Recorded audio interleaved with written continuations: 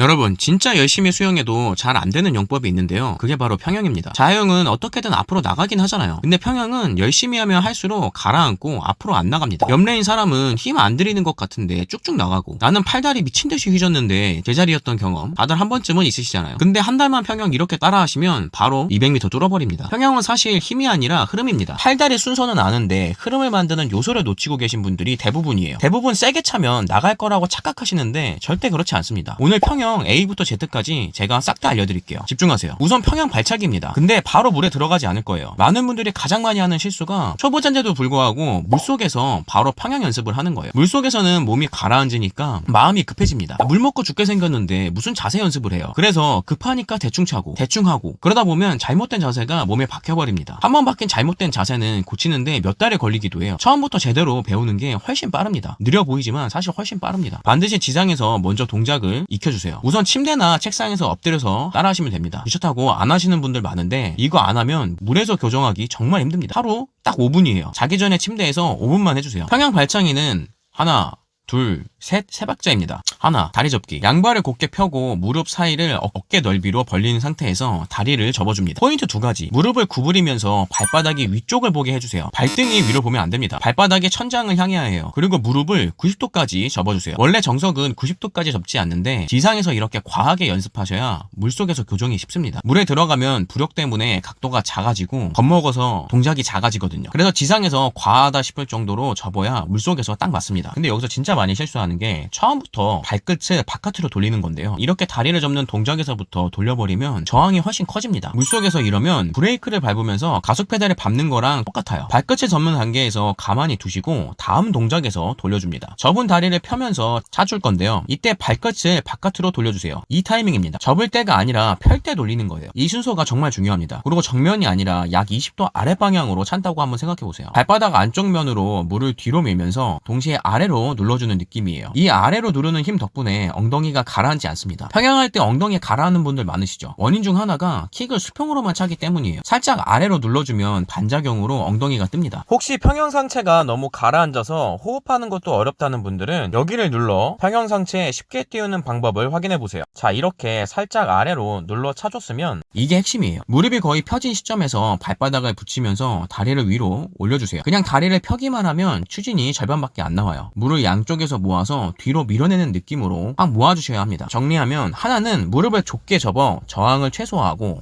둘은 바깥으로 원 그리며 펴고, 셋은 발끝을 모으며 마무리해라입니다. 세 박자가 끊기지 않고 하나의 동작처럼 이어져야 추진력이 생깁니다. 다리 접을 때 무릎을 넓게 벌리면 정면 저항이 확 커져버려요. 뒤꿈치를 엉덩이 쪽으로 올린 다음 바깥으로 살짝 벌리면서 원을 그리며 밀어주세요. 꿀팁 하나, 이 동작 연습하실 때 꼭 촬영해보세요. 내가 90도로 접었다고 생각하는데 찍어보면 60도밖에 안 나오거나, 나는 발바닥이 하늘을 보면서 왔다고 생각하는데 발끝이 하늘을 향하는 경우, 이런 경우가 정말 많습니다. 실제로 내가 생각하는 행동과 실제로 하는 행동이 정말 다른 경우가 많아요. 대부분 그렇습니다. 그래서 절대 혼자만의 느낌으로 교정하면 안 됩니다. 꼭 영상을 보시면서 꼭 확인해보세요. 근데 만약에 지상에서도 자세가 안 나온다면 유연성 운동이 꼭 필요합니다.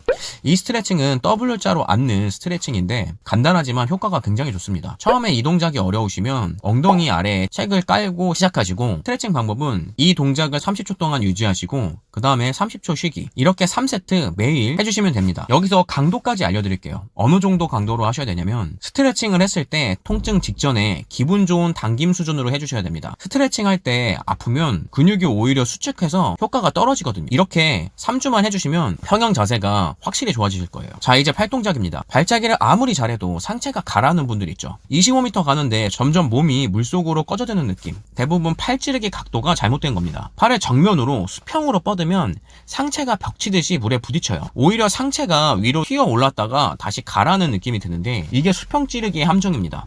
핵심은 대각선 찌르기예요. 팔을 30도 정도 아래 방향으로 찌른다고 생각해보세요. 살짝 아래로 비스듬히 들어가는 거예요. 손끝이 먼저 들어가고 머리가 따라가고 가슴이 따라가면서 사선 아래로 미끄러지듯 들어갑니다. 이렇게 팔 방향만 바꿔도 떠오르는 게 훨씬 편해질 겁니다. 기억하세요. 손으로 민다가 아니라 몸 전체가 미끄럼틀 타듯이 미끄러진다는 느낌이에요. 찌른 직후 엉덩이가 올라오고 다리가 자연스럽게 접히면 방향이 맞는 겁니다. 만약에 안 뜨면 각도가 아직 수평에 가까운 거예요. 조금 더 아래로 찔러보세요. 대각선 찌르기가 되면 글라이드 구간이 확 길어집니다. 스트로크 7번에 25m를 갔다면 6번, 5번으로 줄어드는 걸 체감하실 겁니다. 스트로크 수가 줄었다는 건 그만큼 한 번에 나가는 거리가 늘었다는 뜻이에요. 효율이 확 좋아지는 거죠. 팔 당길 때도 주의하실 게 있는데 팔을 너무 크게 벌리면서 당기시면 안 돼요. 그리고 팔꿈치가 이렇게 어깨 뒤로 가면 저항이 커지고 다음 찌르기가 느려집니다. 이게 정말 문제예요. 그래서 어깨 앞에서 작게 캐치하고 빠르게 모아서 찔러주셔야 합니다. 크게가 아니라 작고 빠르게입니다. 이 동작은 지상에서도 연습하실 수 있으니까 꼭 거울 보시면서 연습을 해주세요. 이게 지상에서 내 몸에 충분히 체화가 돼야 물속에서도 됩니다. 타이밍, 4가지 흐름. 자, 이제 가장 중요한 파트입니다. 평영에서 발차기도 중요하고 팔동작도 중요한데 타이밍이 안 맞으면 다 소용없습니다. 팔과 다리가 동시에 움직이면 안 되기 때문에 평영이 어려운 거예요. 동작을 각각 알아도 흐름이 끊기면 추진력이 사라지니까요. 세게 차도 안 나가는 분들은 아마 10중 8구 타이밍 문제인 경우가 많아요. 먼저 4가지 흐름을 기억하세요. 첫 번째, 상체를 내리면서 팔이 머리와 만나는 순간 몸 전체가 하나로 모여서 가장 긴 유선형이 됩니다. 머리 끝부터 발끝까지 일직선, 평행에서 속도가 가장 빠른 순간이에요. 이 순간을 최대한 길게 유지하는 게 포인트입니다. 두 번째, 킥 찰 때 머리를 깊숙이 숙여주세요. 킥 차면서 머리를 드는 분들이 있는데 머리가 뜨면 허리부터 꺾이면서 하체가 가라앉아요. 머리를 숙여야 상체가 앞으로 빠질 공간이 열립니다. 머리가 올라가 있으면 킥을 세게 차도 위아래로 출렁거리기만 하고 앞으로 안 나가요. 셋째, 호흡할 때 다리를 끌어오면서 앞으로 발을 모아주세요. 엄지발가락을 맞대고 오다리처럼 모아주는 동작이 꼭 필요합니다. 다리를 벌린 채로 끌어오면 물이 사방으로 흩어져요. 발을 모은 상태로 끌어와야 다음 킥에서 물을 확실하게 뒤로 밀 수 있습니다. 네 번째, 글라이딩에서 잠깐 기다리세요. 시선을 앞에 두고 팔을 미세하게 벌린 상태로 힘을 응축하세요. 초보자분들은 글라이딩을 못 참고 바로 다음 스트로크를 시작하는데 그러면 리듬이 깨집니다. 이렇게 하는 이유는 가만히 있으면 가라앉을 것 같은 불안감 때문인데요. 실제로 유선형 자세를 잡고 있으면 잘 가라앉지 않습니다. 그래서 글라이딩을 길게 하면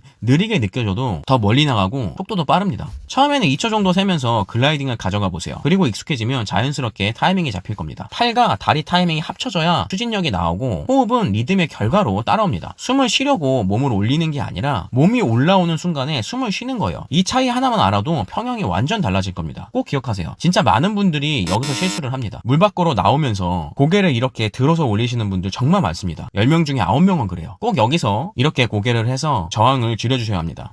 정리할게요. 팔은 사선 아래로 대각선으로 찌르기, 킥은 하나 둘 셋으로 접기, 펴기, 모으기를 끊기지 않고 연결하기, 타이밍은 4가지 흐름을 순서대로 이어가기, 글라이딩에서는 반드시 기다려주기, 그리고 마지막 지상 연습은 절대 빼먹지 않기. 하루 5분이면 됩니다. 평형이 어려운 이유는 각자 막히는 지점이 전부 다르기 때문일 거예요. 누군가는 캐치가 느리고 누군가는 글라이딩이 짧고 누군가는 호흡에서 상체가 무너져요. 어디서 막히는지 모르겠다 하시는 분들은 댓글로 적어주시고 평형 상체가 유독 가라앉고 발차기에도 앞으로 잘 안 나간다면 아래 고정 댓글 링크를 클릭해서 영상을 시청해보세요.